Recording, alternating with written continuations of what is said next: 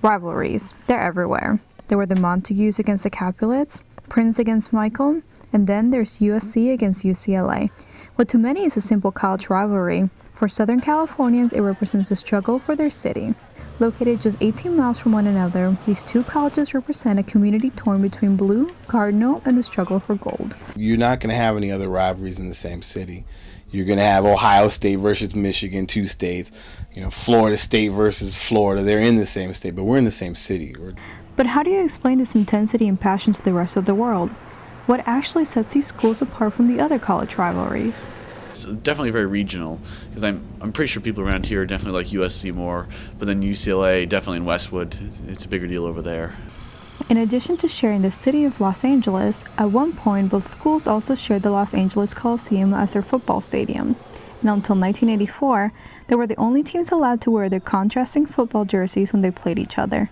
In fact, since USC has won a majority of Rose Bowl games, UCLA's current home, both schools can say they hold a winning record in each other's home stadium. And the rivalries go well beyond football. These two schools intensely compete in a number of non-revenue sports, such as track and field. In fact, athletes from the two schools combined account for 1/5 of all medals won by U.S. Olympic teams. When I first went to the school, it's not like I knew anything other than a rivalry. So tradition makes a rivalry. You're taught that you're supposed to not like USC. However, it is UCLA who finally secured their place in sports history. Thanks to their women's water polo, UCLA became the first university to win 100 NCAA team championships. Their runner-up, USC. But how does this actually affect the city of Los Angeles? And to someone who might think it's okay to walk around wearing certain colors in some areas, there are a few rules. You don't walk around with a USC sweatshirt in Westwood. And even though this might seem like common sense, when you're only 18 miles away, you might just want to check what you're wearing before you start running your errands in downtown LA.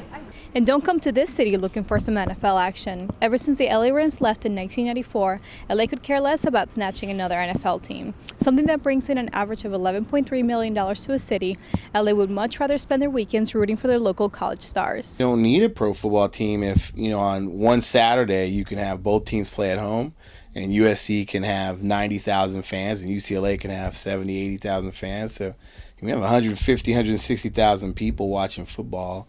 There's really no demand for pro football. So which school is better? It just depends who you ask. But as long as Joe Bruin and Tommy Trojan continue to flood their city with their hatred for one another, Los Angeles will continue to be divided by one of the most intense rivalries in the world. This is Patricia Padilla reporting.